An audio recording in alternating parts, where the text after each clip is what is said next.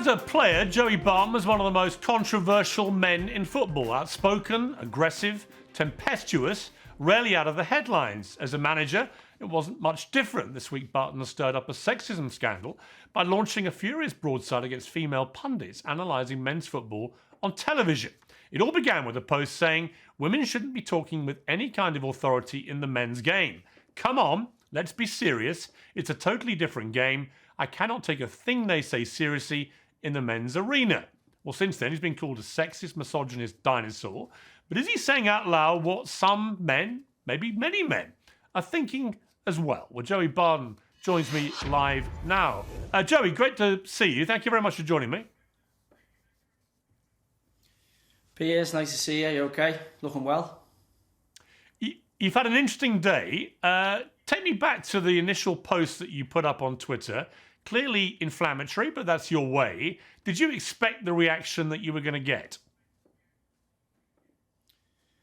No, well, it's part of the when you say what sometimes you're thinking, it can obviously lead to a reaction. It wasn't entitled. I didn't do that. I've seen in my game where I do feel, Piers, I have enough credibility to say I'm probably a bona fide expert. This kind of tokenism creeping in, especially when it comes to when it's ruining my experience of both the game and obviously the journalistic standards. It's not nothing to do with sexism at all. I mean, what is your particular complaint? Is it that women have not played the game to the highest level and therefore they're not qualified to talk about it? Piers, look, I'm against tokenism and I'm against poor journalistic standards, especially when it comes to the game I love, which is football. I know it's everyone's game, but there's two slightly different variants, obviously the men's game and the women's game. And all of a sudden, if you speak out in favour of, saying a men's game, people come to you and, I'm getting accused of being right-wing because I've said what clearly a lot of people are thinking about the journalistic standards of some of the female commentary and co-coms and punditry that I'm seeing in the game that I feel, as I say, I think I'm a bona fide expert in. I mean, you said today, I stand by everything I've said on women commenting and co-coms on the men's football, like me talking about knitting or netball, way out of my comfort zone. We've gone too far. You can't watch a game now without hearing the nonsense. Any man who says otherwise is an absolute fart parcel. I mean, do you accept that some of your language here was a little incendiary? Well, that is X or Twitter, as it was once known. That is what those platforms are kind of used for, as we all use them. It's just a tool. And it leads to this debate, or, I don't want to see sexism in football.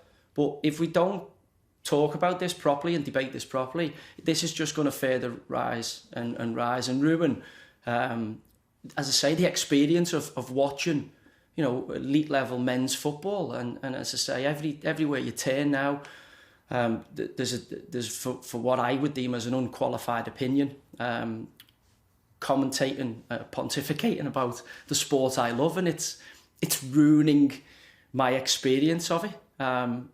And it's to fuel this woke agenda, and if we're not careful, we're going to increase sexism massively, because it's got to be a true meritocracy, Piers. We have to have people who are right, but Joey, let me ask you again, because you haven't actually answered that to do those roles. Right, but the question that I asked you, which you haven't answered yet, what is it about the women that you think is inappropriate? Is it because they have not played the game at the highest level of men's football? No, Piers, as you know with me, I'll never not answer the question. No, it's absolutely not that. It's about, as I say, you have to be there on merit. Like, you can't be there to fit this woke agenda that we've currently got going on in society.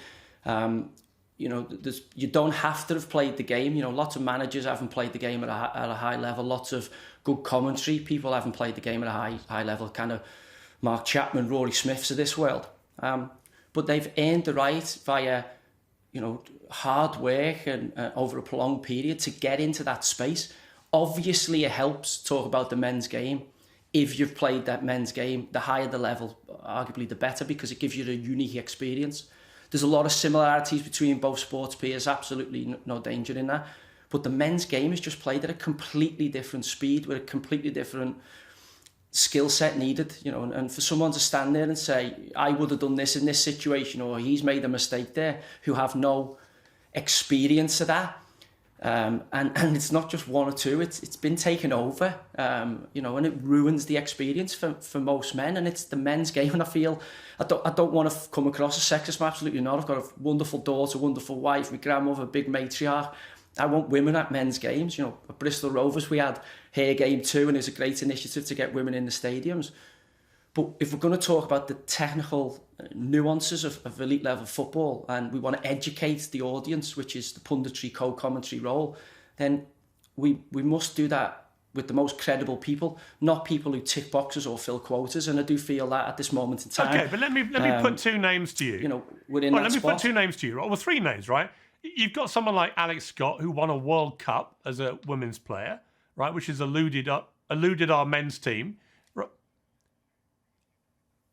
I'm sorry, I'm being told she didn't win a World Cup, but she certainly competed at a very high level for England for a very long time. You've got Laura Woods, who's one of the best football presenters in the game. She's a woman. She's been furious today about what you said. You know, why should people like that be excluded from the men's game? No, I'm absolutely not saying that. I'm saying if you've earned the right to be there with credibility and hard work over a prolonged period, you should absolutely be there. I've got a daughter. I want her, if she would like to, Peter, to have the opportunity to commentate or co-commentate on a men's game, the men's football game, if that's what she chooses.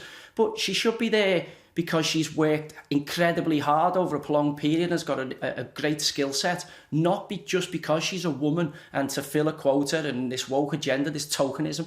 We have to be very, very careful. Look at what it's doing to other sports. And, you know, I don't want to see the sport that I love ruined, and my experience as a man, it's ruining. I can't watch the telly now and a lot of the information is technically incorrect that these so-called experts, women experts, are saying about the men's game. They're factually incorrect.